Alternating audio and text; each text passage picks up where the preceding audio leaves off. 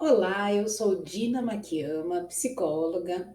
Eu vim aqui contar para vocês um pouquinho sobre as diferenças entre o controle emocional e a inteligência emocional.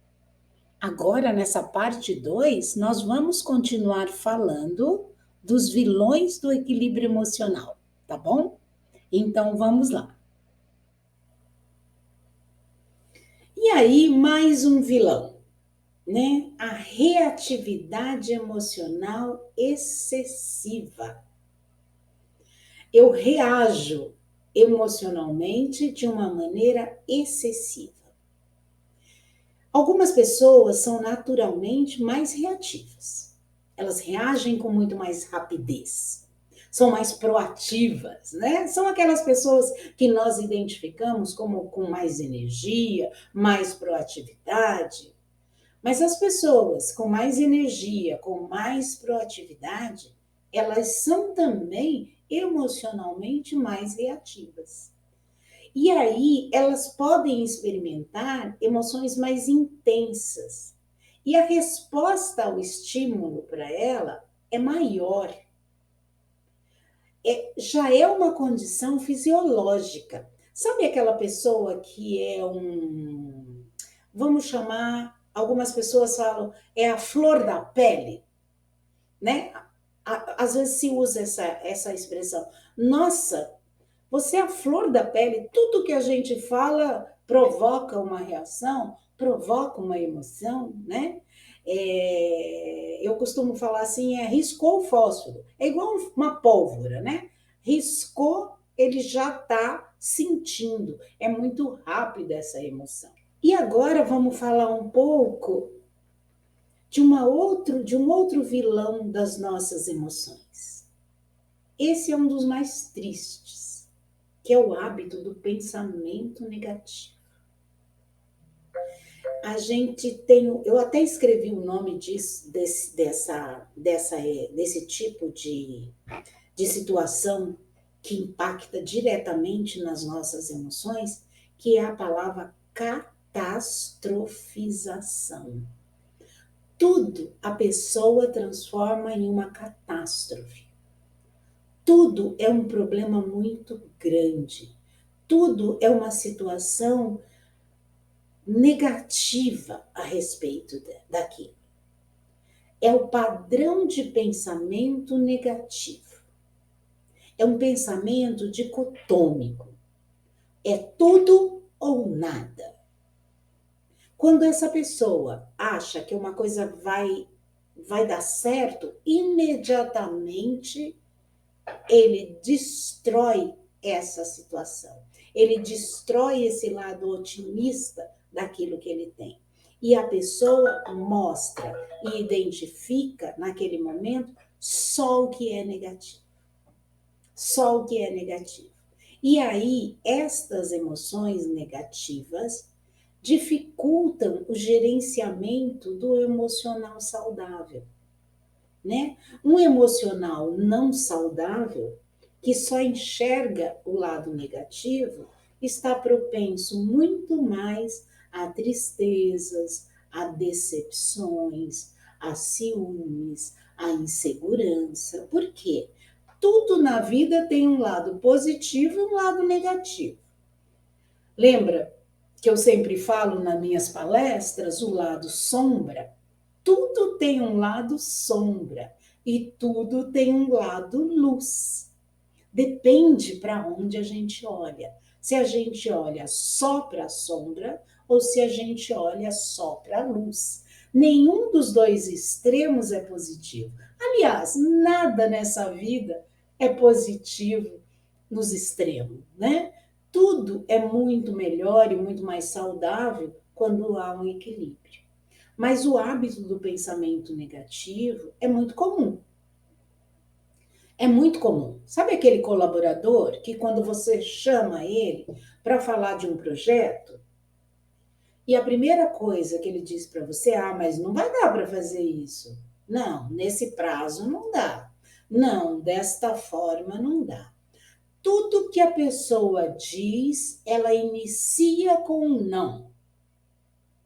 Percebe essas pessoas? Será que você é uma delas? tudo que você começa a falar, você começa com a frase não, com a palavra não, mesmo que a resposta seja sim. É não, mas acho melhor que nós fazemos não, não, não, não. O não reforça o hábito do pensamento negativo. Faz uma reflexão, percebe a sua fala. Será que sempre que você começa uma frase, você começa com a palavra não? Né? É igual aquela frase que algumas pessoas usam e que é muito intrigante. Para falar a verdade, começa a frase dizendo: falando a verdade, para falar a verdade, por quê? Você não fala a verdade nunca? Quando você fala, você precisa colocar na frente que esta é uma verdade, porque as outras palavras não são verdades. Então, o hábito do pensamento negativo é algo que vem sempre ligado a uma frase do não, que antecede qualquer proposta, qualquer conversa, qualquer diálogo, né? Então, fique atento a isso, porque o hábito do pensamento negativo adoece, adoece sempre. E aí, a última e não menos importante vilã da nossa inteligência emocional e das nossas emoções, né? É a influência cultural e social.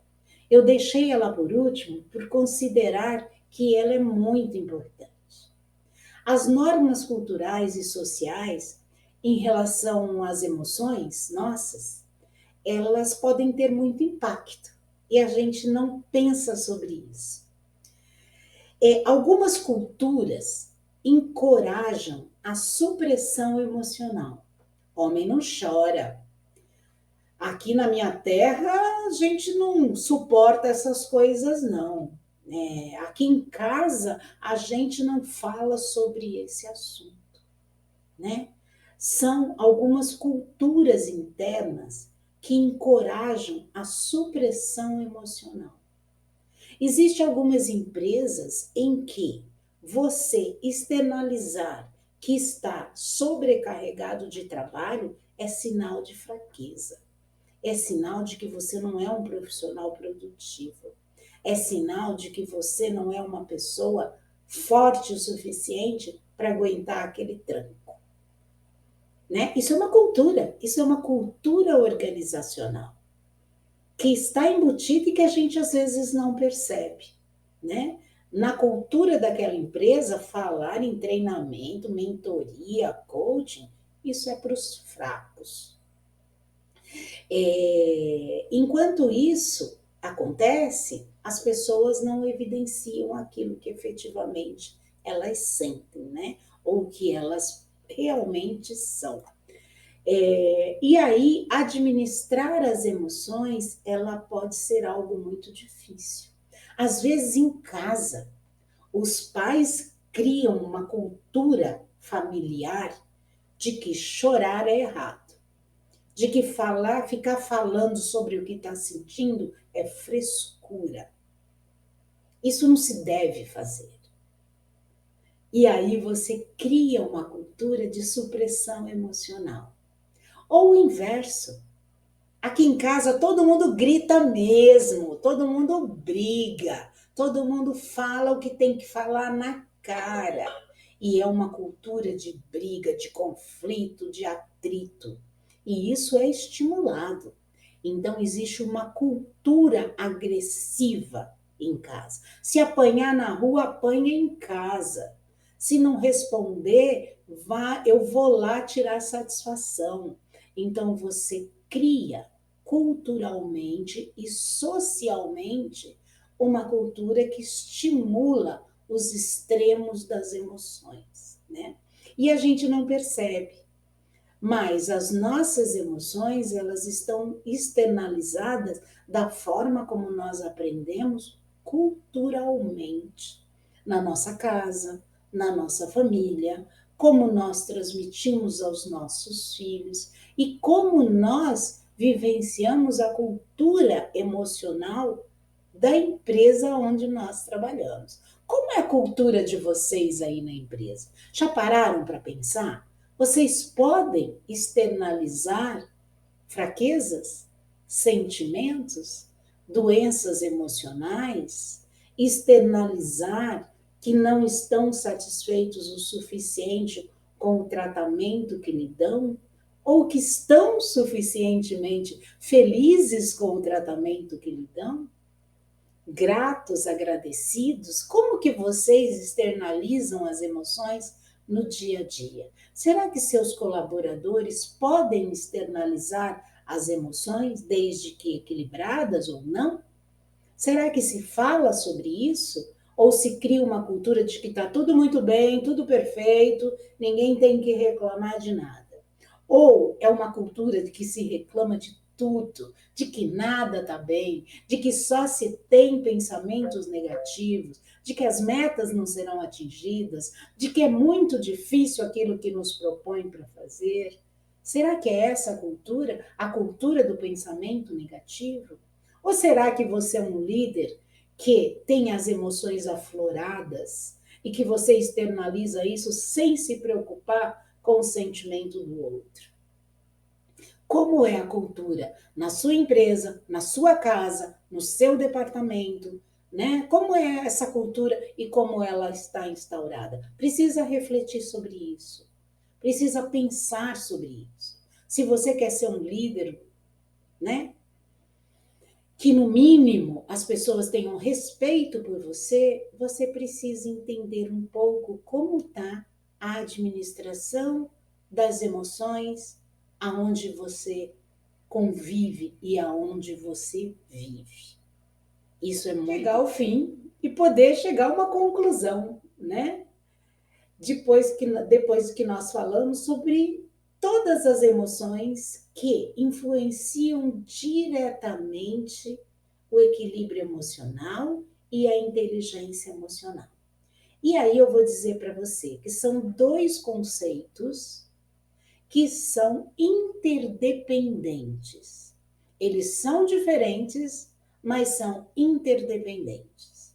A inteligência emocional está na capacidade cognitiva sua de manter o equilíbrio sobre suas emoções, em detrimento de todos os gatilhos internos e externos. Essa é a diferença. A inteligência emocional é uma capacidade cognitiva, é uma capacidade de raciocínio, é uma inteligência que a gente tem para manter o equilíbrio das nossas emoções, que são todas aquelas que eu trouxe para vocês ao longo dessa palestra, né?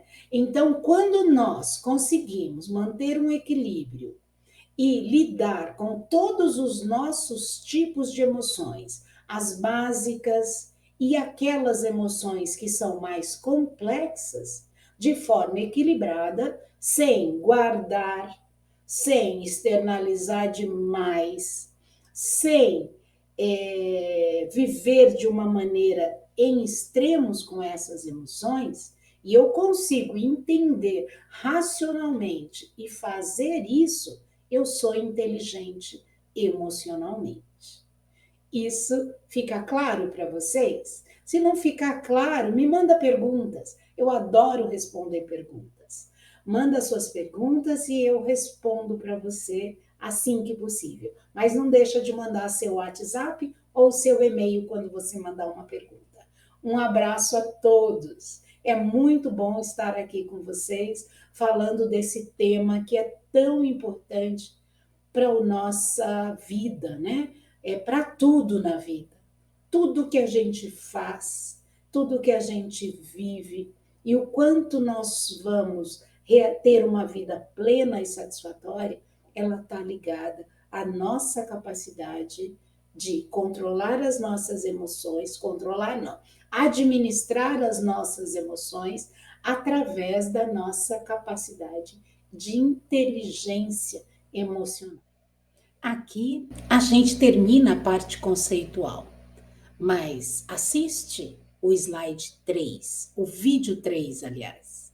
E não esqueça, lá no vídeo 3, a gente fecha esse assunto com um material super legal e que vai dar, assim, um fechamento muito interessante. É um vídeo onde vai contar um pouquinho da história da inteligência emocional. Muita coisa que a gente não conseguiu falar durante essa explanação que eu fiz para vocês, tá bom?